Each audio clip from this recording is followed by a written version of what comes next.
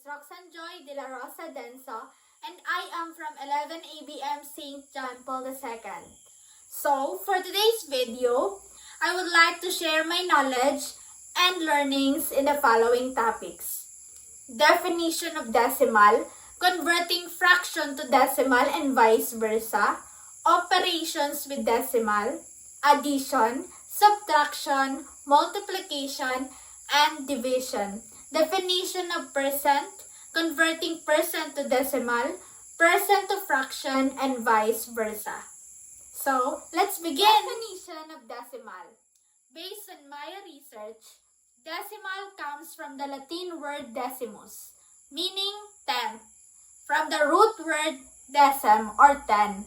The decimal system, therefore, has 10 as its base and is sometimes called a base 10 system.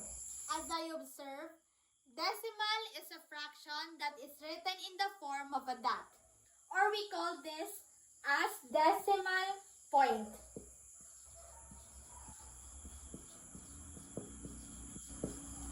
Followed by one or more numbers which represents as tens,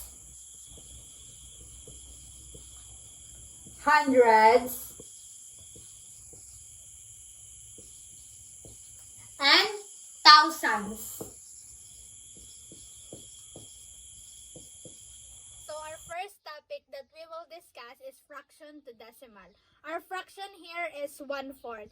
And then 1 is our dividend and 4 is our divisor. So, to convert this fraction to decimal, we must follow the long division method. So 4 here is our divisor and 1 here is our dividend. 4 divided by 1 is 0. We must add decimal point here and also decimal point here and add 0. 4 divided by 10 is 2, or 4 times 2 is 8. Minus 8. 10 minus 8 is 2. And add again 0. 0. Bring down 0. 4 divided by 20 is 5. 5 times 4 is 20. 20 minus 20 is 0. So this is the final result. 1/4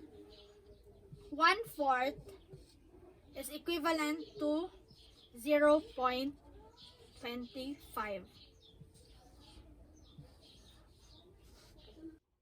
So, our next topic is decimal to fraction. 0.4 here is our decimal. So, the place value of 4 here is tenths. The easiest way to convert this decimal to fraction is like this. 4 is in the tenths place. So 4 over 10. Or we can simplify this into the lowest term. 4 divided by 2, 10 divided by 2 equals 4 divided by 2 is 2. 10 divided by 2 is 5. The final answer, or the fraction of the decimal 0.4 is 2/5.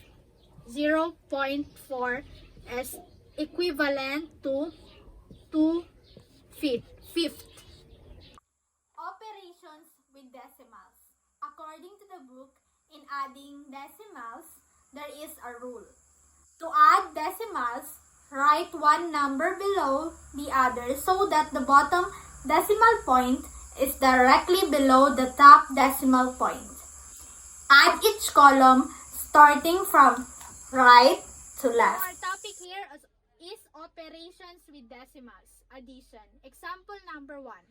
4.50 plus 0.28 or 0.28 equals to blank. 4.50 plus 0.28 or 0.28.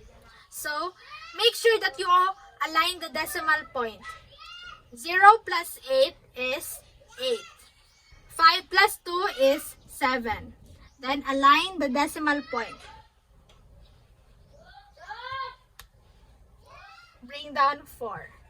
Then the final result of 4.50 plus 0.28 or 0.28 is 4.78. In subtracting decimals, there is also a rule. Write the number to be subtracted below the other number, large number, just like in addition. Keep that decimal point in line. It is advised that the decimals have the same number of decimal places. If not, add zeros to the fewer decimal places. Here is the example of subtracting decimals. Example number 1. 76.3 minus 34.1 equals to blank. 76.3 minus 34.1. Make sure that you align the decimal point also. 3 minus 1 is 2. Then align the decimal point. 6 minus 4 is 2. 7 minus 3 is 4. So the final result is 42.2. 76.3 minus 34.1 is equals to 42.2. In multiplying decimals, there is a rule. Perform the usual multiplication. Temporarily disregard the decimal point. When the product is obtained, count the decimal places of both factors. Then, move the decimal point to the left by the number of the total decimal places of the factors. So here is the example of multiplying decimals. 3.2 times 2.8 equals blank. The 3.2 here is the multiplicand and the 2.8 here is the multiplier and the result is the product. 3.2 times 2.8. 2 times 8 is 16. 6 carry 1. Then 8 times 3 is, or 3 times 8 is 24 plus 1, 25. Copy the decimal point. 2 times 2 is 4. 3 times 2 is 6. Then copy also the decimal point. Make sure that you align all the decimal points. Then add. Bring down 6. 5 plus 4 is 9.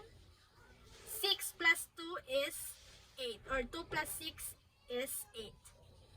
Then, as you can see, in the multiplicand, there is a 1 decimal point.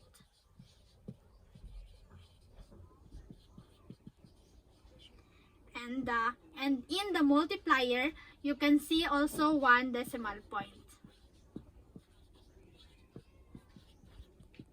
Then, to get the result here, to know the result of decimal point or to know where you put the decimal point in the result is you must add the decimal point of the multiplicand and the multiplier. Then 2 decimal point.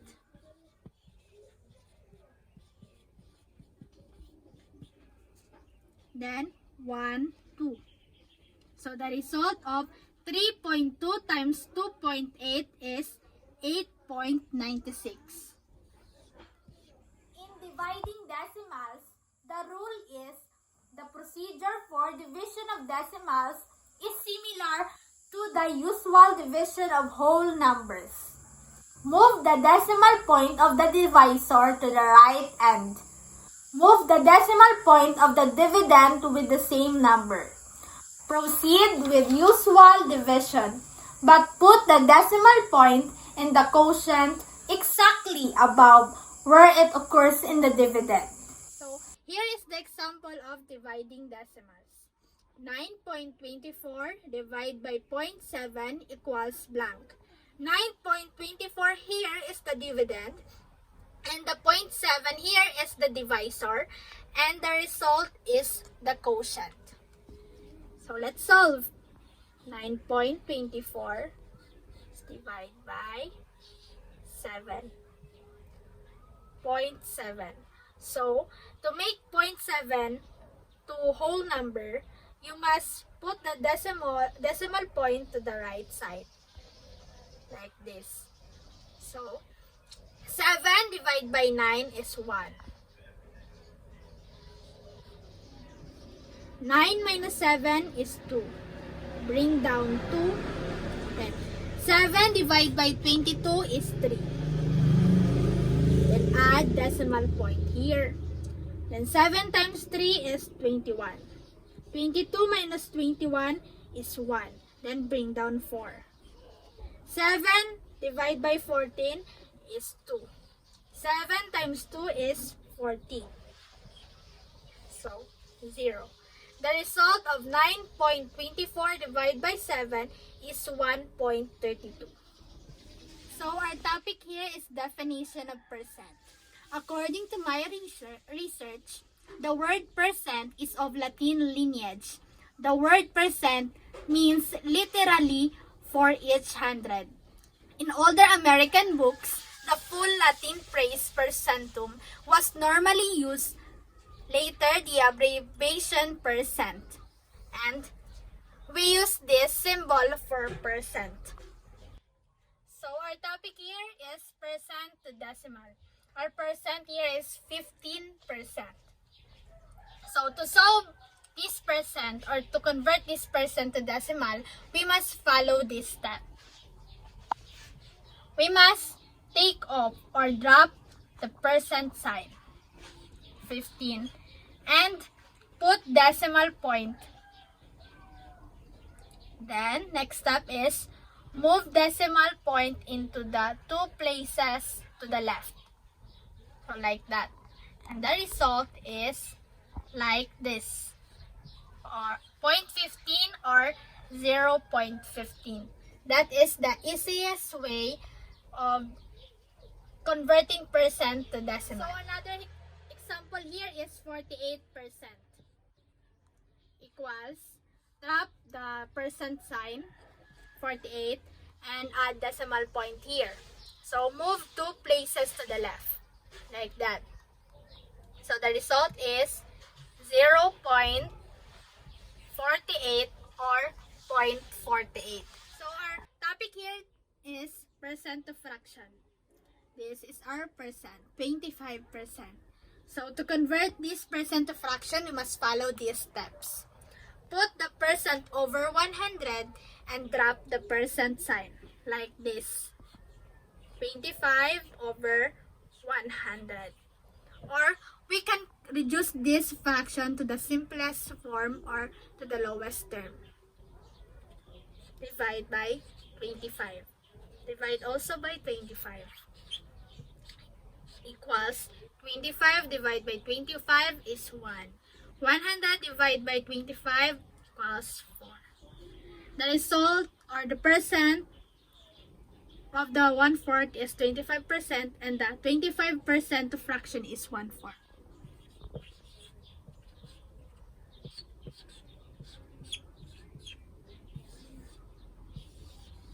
Then another example, 3%. Put 100 over the percent and drop the percent sign. 3 over 100. So that's the final answer. We cannot reduce it. And that's all for today's video. Thanks for watching. God bless us all and keep safe always. Bye-bye!